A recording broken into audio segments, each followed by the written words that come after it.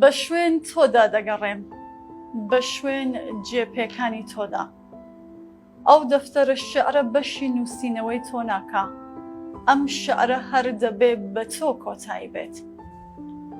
ئەگەر هاتمە وەک دایکم لە ئامێزت دەگرم، وەک کۆڵانەکانی سەردەمی مناڵی بۆنت دەکەم، وەک خۆم غەریبانە لەگەڵ تادا دەنیشم، لەم باڵکۆنی غۆربەتەوە لەگەڵ دەنگی ماملێدا دوور دەڕوانم، بە دەربەدەری یان لە ماڵی خۆم، لە خاکی عەرەب، لە ئێران و ڕۆم، بە بۆنەی تۆوە لەم شارە وێڵم، چۆن دڵم دێت تۆ بەجێ بێڵم. بەڵام دڵم تۆی بەجێ هێشت، لە پشت هەموو دەریا و دارستان و چیاکان تۆ هێشتا هەناسە ئەکێشی و چاوەڕوانمی نیشتمان. سڵاوتان لەبێت و ئەم کاتە و هەموو کاتێکی ژیانتان باش. بینەرانی خۆشەویستی تەلەڤیزیۆنی کۆمەڵا، دووبارە ئەبینەوە میوانی ماڵەکانتان بۆ پێشکەشکردنی بەرنامەی دیدار و ڕابە.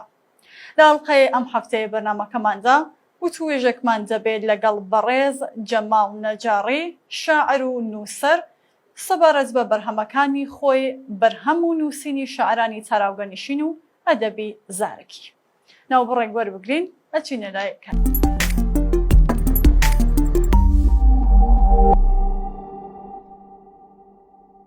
بەڵێ کاک جەماڵمان لە ڕێگای سکایپەوە لەگەڵە. کاک جەماڵ سڵاو لێبێت و زۆر سپاس کە بەشدار لەم بەرنامەیە. سڵاو لە ئێوە و سڵاو لە هەموو بینەرانی تەلەڤیزیۆنی کۆمەڵا. زۆر سپاس بۆ ڕەساندنی و دەرفەتە، خۆشحاڵم کە لەو بەرنامەیە لەگەڵتم. زۆر سپاس. کاک جەماڵ، پێم باشە سەرەتا کورتێک سەبارەت بە خۆتان بۆ بینەرانی بەرنامەی دیدار و ڕابە و تەلەڤیزیۆنی کۆمەڵا بدوێن. ساڵی 1978 لە شاری مەهاباد لەدایک بووم. منداڵیم لە شاری بۆکان تێپەڕان، خوێندنی سەرەتایی و ناوەندی و دواناوەندی لەبەرەکەنەوە. دەتوانم بڵێم هەموو بەشی هەرە زۆری تەمەنم لە شاری بۆکان بەسەر برد. ساڵی 2004 ڕۆم لە باشووری کوردستان کرد لەبەر هۆکاری سیاسی بۆ درێژە پێدانی خوێندن و بەردەوام بوون لە چالاکیە سیاسی و کولتوریەکان. لە 2004 لە باشووری کوردستان لە شاری هەولێر گیرستامەوە و لە میدیاکانی باشووری کوردستان کارم کردووە. تا ساڵی 2010 لە باشووری کوردستان ژیاوم. لە زۆربەی میدیاکانی باشووری کوردستان بەرهەمم بڵاو کردووەتەوە بەرهەمی سیاسی و بەڕۆژنامەوە و نووسەر لەگەڵ بەرامبەرەکان و کولتوریەکاندا بەرهەمم بڵاو کردووەتەوە. وەتای 2010 بۆ درێژەپێدان بە کاری نووسین و خوێندنەوە و هەروەها بۆ بەردەوامی ژیان لەگەڵ بنەماڵە ڕۆماندا هەندەران کرد. لەویش حاڵی کۆتایی 2010 هاتم بۆ وڵاتی فەڕەنسا و لەو کاتەوە من لە فەڕەنسا دەژیم و لێرەش هەر بە خوێندنەوە و کارە کولتوری فەرهەنگیەکان و شوێنێک چالاکیەک بۆ کورتە بێ لەم وڵاتە بەشداری دەکەم و هەتا ئێستا توانم سێ بەرهەمی کتابکراو بڵاو بکەمەوە. دوو کۆمەڵە شیعری بە فەرهەمباری 23 ساڵی 2005 لە هەولێر چاپکرا. بەرهەمەکەی دیکەم ساڵی 2020 لە ناوخۆی ڕۆژهەڵاتی کوردستان بەخۆشیەوە چاپکرا و بڵاوکرایەوە نووسینەوەی نیشتمان و تریش لە دەرەوەی وڵاتیش لە ستۆکهۆڵم لەلایەن ناوەندی کتێبجارێکی دیکە چاپکرایەوە و کتێبێکی دیکەشم سەبارەت بە مێژووی ڕووناکیوری فەڕەنسا بە چاپیان کە ساڵی 2015 لە باشووری کوردستان چاپکرا. بەڵێ، هیوای سەرکەوتنتان بۆ دەخوازین. کاک جەماڵ، جوابی پرسیارە داهاتوەکەی منیشتانداوە، گەرەکم و بپرسمەوە بوارانە کاری ئێوە کاری تێدا دەکەن کامانەن، چەند بەرهەمی چاپکراوتان بوو کە خۆتان ئاماژەتان پێکردووە لە بەگڕۆندی تەسویرەکەیشە بینەرانی خۆشەویست دەتوانن بیبینن. ئەوەندەیش من ئاگادار بووم ئاخرین بەرهەمتان لە ساڵی 2020 بوو ئاماژەتان بێکرد نووسینەوەی نیشتمان، یان بۆ داهاتوو چیتان بەدەستەوەیە؟ دیارە من کاری ڕاگەاندنیشم کردووە وەکو نووسەر و پەیامنێر لە ڕۆژنامە و بۆڤار و رادیۆ و تەلەڤیزیۆنەکاندا چالاکی باشم هەبووە. دوای ئەوەی کاتومەتە دەرەوەی وڵاتی شەر بەردەوام بووم لە چالاکیەکانم وەکو ڕاگەیاندکارێک و ڕۆژنامەوانەیەک، بەڵام زیاتر هەوڵ دەدەم خۆم وەکو نووسەرێک ببینمەوە بەڕاستی، و ئەو بۆوارانش کە کاری تێدا دەکەم ئەدەبیاتە و ئەدەبیاتی زارەکیە، و ئەو دوو ژانرە بەلای منەوە پێم وایە زۆر زۆر گرنگن. کاری شیعر، نووسینەوەی شیعر یەکێک لەو شێوازە فۆرمانەیە کە پێم وایە لە ئەدەبیاتدا توانین مەفهۆمی تێدا ببینمەوە، و دوای نەزمونیشم نووسینەوەی نیشتمان کە لەبەرەوەی وڵات بە چاپم گیاند بەختەوەرانە دەنگدانەوەی باشی هەبوو هەم لە ناوخۆی ڕۆژهەڵاتی کوردستان و هەم لەلایەن کوردانی دەرەوەی وڵات و پێشوازێکی باشی.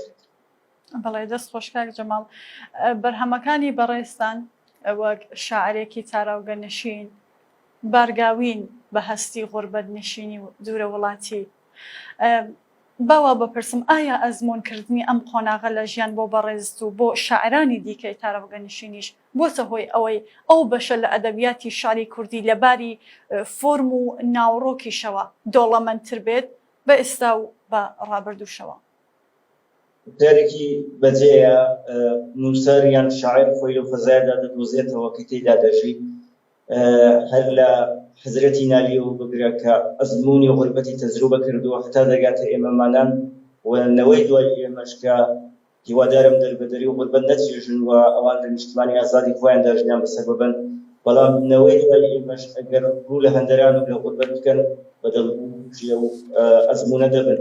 من بەڕاستی هەتا لە دەرەوەی وڵات نەبووم، زمانی شعری من، فۆرمی شعری من، دەربڕینی شعری من جۆرێکی دیکە بوو، بەڵام بەهاتن بوو دەرەوەی وڵات ئەو هەست پێکردن بە غوربەت و ئاوارەیە ڕاستەخۆ تاسیر لەسەر نووسینت دادەنێ، و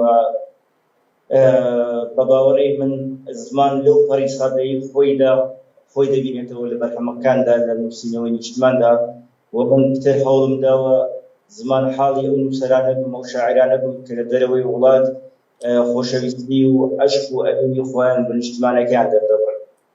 کاک عەبدولخالق یەعقوبی ڕخنەکاری ناسراوی ڕۆژهەڵاتی کوردستان پێشەکەیەکی بۆ کتێبی نووسینەوەی نیشتمان نووسیوە کە لەوێدا زۆر بەجوانی بە وردی ئاماژە بە ئەو بڕگەیە لە غوربەت و تەنیایی نووسەرێک دەکات.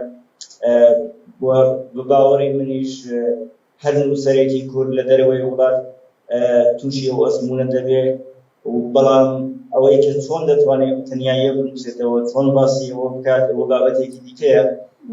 حەزرەتی نالیەوەی لەم شەرحی دەردی غوربەتە لەم سۆزی هیجرەتە دەڕەنگە بێ بە ئاو و بە چاوەوە کابوو. نالی بۆ فۆرمە شعریە باسی غوربەت و تەنیایی خۆی دەکات.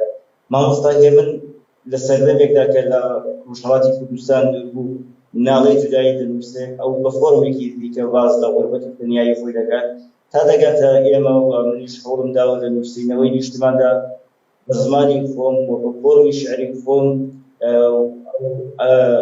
با بڵێین غوربەت و تەنیایی سەر لە نوێ بنووسمەوە بۆ نیشتمانی چاوەڕوانکرا و کە نیشتمانی ئازادی هەموومان.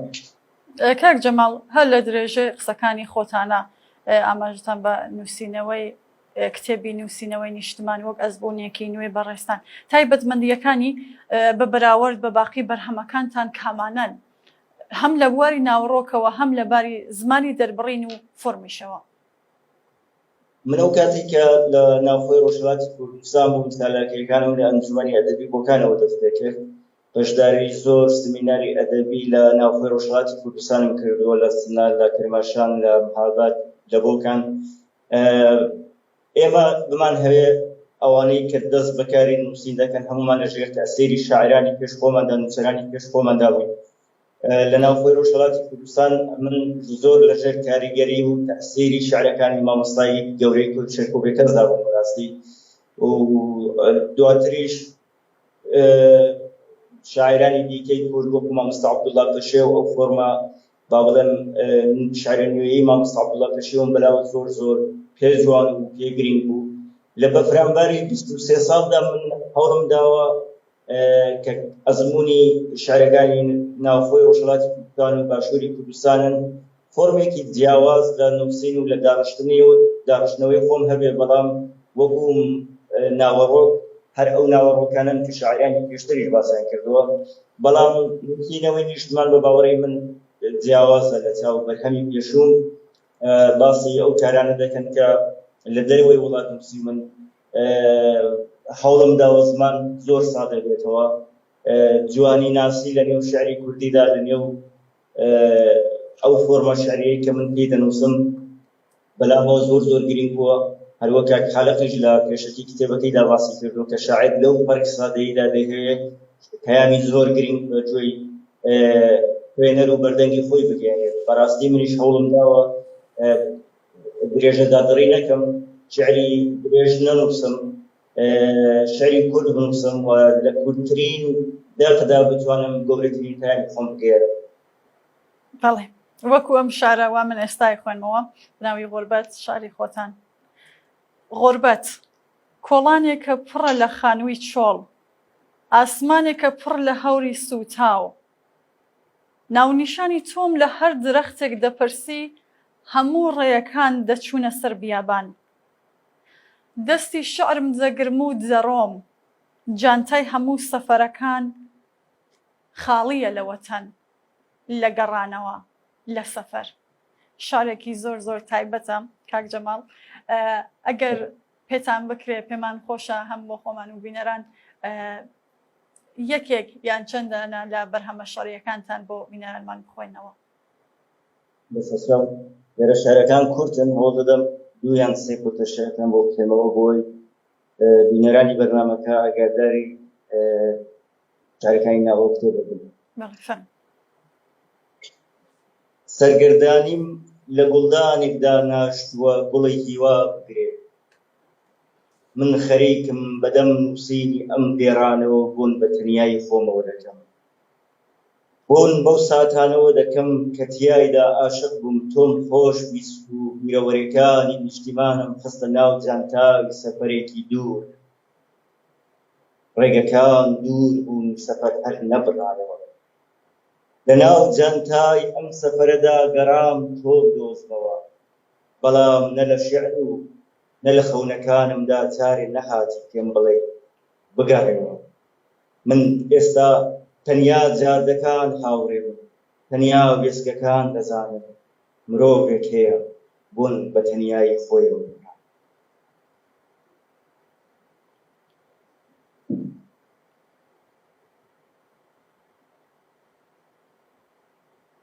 دوایین شعری شاعرێکی ئاوارە دەمەوێ پشوو بدەم، دەمەوێ لە ژێر سێبەری شعرێکی ئاوارەدا پشوو بدەم، وەک مسافرێک کە لە سەفەرێکی دوور گەڕابێتەوە، وەک نووسەرێک کە لە کۆتایی ڕۆمانێکدا بێت، وەک پێشمەرگەیەک کە هەموو مەیدانەکانی شەڕی تێپەڕاند بێ و بێ ئاو و بێ ناون و بێ پارە باوەش بەدایکی دابکا.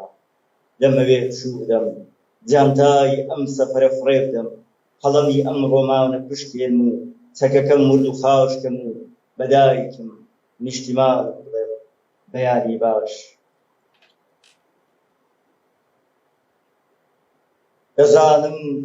دەزانم لە دایک دەبمەوە وەک ئەو مەلانی بۆ یەکەم جار لە پانتای ئاسماندا دەفڕن، دەزانم لە دایک دەبمەوە وەک ئەو مەلانی بۆ یەکەم جار لە پانتای ئاسماندا دەفڕن، وەک ئەو ماسیانی ڕۆبات سێدەهێڵن دەگەنە دەریا، دەزانم دیسان لە دایک دەبمەوە لە نیشتیمانی خوددا. زۆر سوپاس کاک جەماڵ، دەست و دەنگتان خۆش بێت و قەڵەمیشتان بەردەوام بێت.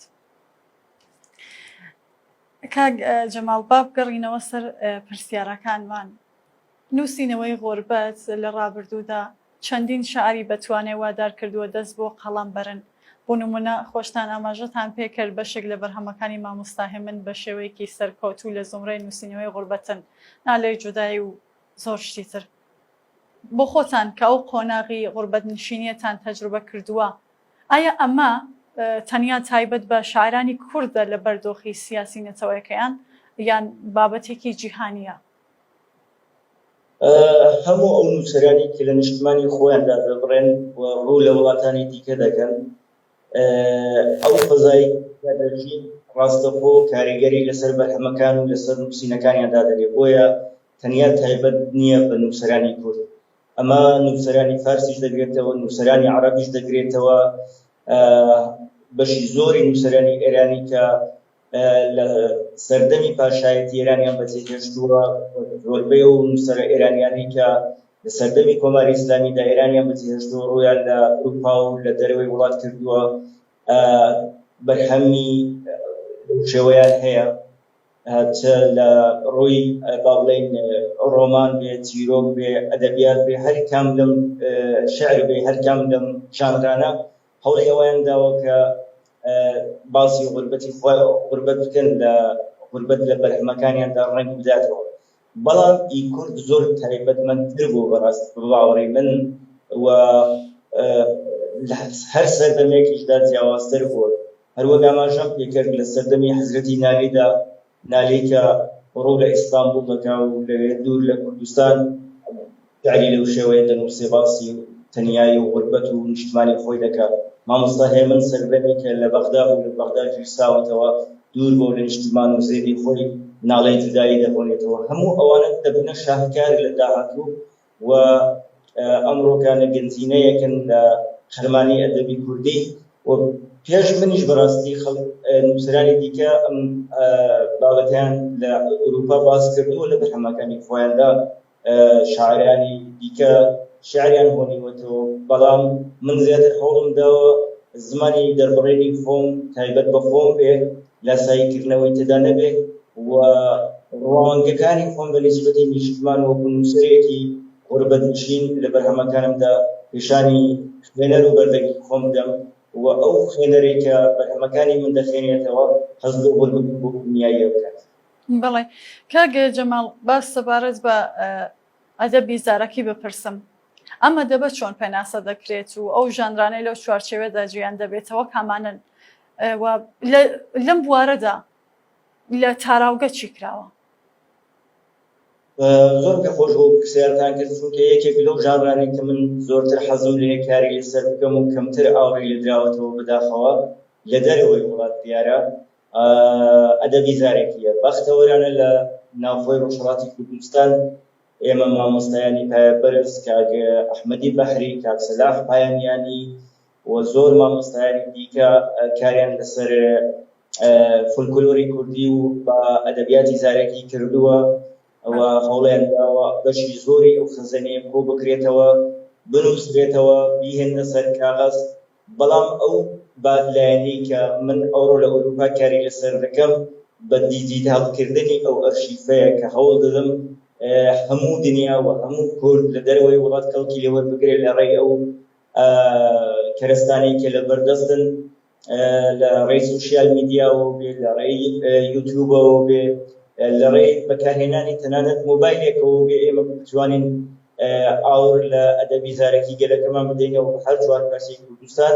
بۆیە لە ماوەی 10 ساڵی ڕابردوو بە هەوڵی چەند هاوڕێیەک لە دەرەوەی وڵات لاپەڕەیەکمان لە فەیسبوک بە ناوی ئەدەبی زارێکی و فولکلۆر کردوێتەوە کە زیاتر لە 10,000 بەردەنگی هەیە، و لاپەڕەیەکی یوتیوبمان کردوێتەوە بە ناوی کوردستان ئەرشیف کە ئەویش بەرەو 10,000 کەس دەچێت، کە بەختەوەرانە دەتوانم بڵێم ئەوە سەرکەوتنێکی زۆر باشە و خەڵکێکی زۆر ئەو لە دەرە نەک هەر بەتەنیا کورد بەڵکو هەموو نێتەوەکانی دیکە بێن لە گۆرانی و ئەدەبی زارێکی نێتەوەکەمان دەگرن و هەوڵمان داوە ئەوانە بە ئەرشیف بکەین، بۆ لە دەرەوەی وڵات دەتوانم بڵێم کە کاری باشمان کردو لەو پێناوەدا، و پرۆژەی گەورەشمان هەیە ئینشاءڵڵا کە بتوانین هەموو ئەوانە ئەرشیف بکرێ و هەرکام لە بەندەکان، هەرکام لە بەیتەکان و حەیرانەکان لە ماڵپەڕێکی تایبەتدا بڵاو بکەینەوە بۆی سبەینێ هەموو بتوانن بەکاری بهێنن.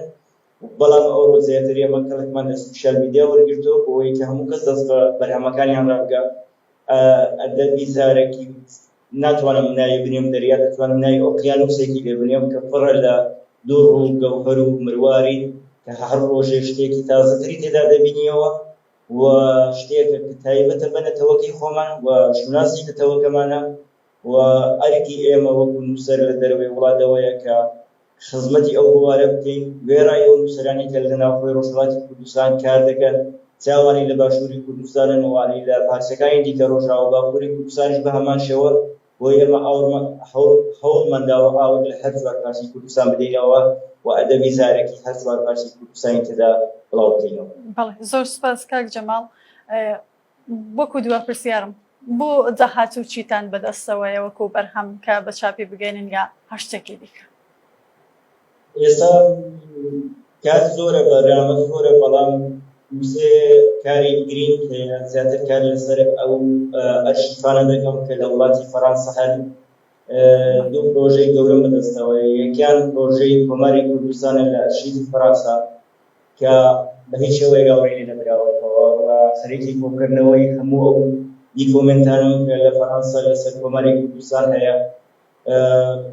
زۆر شتی باشیشمان دەستکەوتەوە. بەرهەمێکی دیکەش پەیوەندیدارە بە بزوتنەوەی شۆڕشی بەرزان لە ئەرشیفی فەڕەنسا کە لەوەشدا ڕۆژنامەنووسانی فەڕەنسی لە ماوەی ساڵانی 1965 حکومەتێک بێوێنەی دۆزی ڕەوای گەلەکەمانیان کردو لە باشووری کوردستان و لە ماوەی 15 ساڵەدا لە ڕۆژنامە و کۆکار و فیلمی دیکۆمنتاریەوە بگرە یەکجار بەرهەمی زۆریان بڵاو کردوێتەوە. پرۆژەیە ڕاستە پەیوەندی بە کاری من نییە وەکو پسپۆر، بەڵام وەکو خۆشەویستی خۆم بۆ کۆکردنەوەی ئەرشیف هەوڵم داوە ئەوانش کۆ بکەمەوە و وەکو بەرهەمی داهاتوو بەڕاستی پرۆژەیەکی گەورەم بەدەستەوەیە کە ئەو زیاتر لە 15 ساڵ کاری لەسەر دەکەم. ئەویش کۆکردنەوەی بەیەکی سەیدەوانە لە هەر چوار پارچەی کوردستان بە لێکۆڵینەوەیەکی مەیدانی پێوەتە سەر. دیارە وەک باسم کرد مامۆستایان لە ناوخۆی ڕۆژهەڵاتی کوردستان کاریان لەسەر کردووە، بەڵام ئەوان تەنیا لە چوارچێوەی مکریاندا کاریان لەسەر کردووە، بەڵام من هەوڵم داوە لە باشووری کوردستان و لە باکووری کوردستان و لە ڕۆژاوای کوردستانیش هەموو ئەوبیاقانێک کە پەیوەندی بە بەیتی سەیداوانەوە هەبێت کۆ بکەمەوە و تا ئێستا تقریبەن توانیمە ئەرشیفێکی باش لە بوارەدا کۆ بکەمەوە لە داهاتوودا بێتمە کتێبێکی باش و هەمەبەرێتی وەکوریانی ئەدەبیکارێت. بەڵێ زۆر سپاس. هێوای سەرکەوتنتان بۆ خوازین کاک جەماڵ. من پرسیارێکی تایبەتم نەماوە، ئەگەر بۆ خۆتانەتانەوەی ئاماژە بە شتێکی نەوتراو بکەن کە پێتان خۆش بوو لە توولی بەرنامەکە ئاماژە پێ بدەن بفەرمون. زۆر سپاسان دەکەم. سپاس بۆ ئەوەی جارێکی دیکە ئەو دەرفەتەتان ڕەخسان بەڕاستی بتوانم بە خزمەتدا بم بۆ دیارە یەکەم جارە تەلەڤیزیۆنی کۆمەڵە من بەرنامەی ئەدەبی بدەبێ، بەڵام خۆشحاڵم کەتوانین بە لە ڕێی وتیبی بوونشەوە لەگەڵ بەردەرگانی خۆم لەگەڵ بینەرانی خۆم لە ناوخۆی ڕۆژهەڵاتی کوردستان و لە هەموو کوردستانی گەورە بدوێم و باسی بەرهەمەکانی خۆم بکەم. هیوادارم ئێوەش دەرکەوتوو بن و بەرنامەی دیدار و ڕاپە لەگەڵ نووسەرانی دەرەوەی وڵات بکەوە. زۆر سپاس بە بەشداریتان.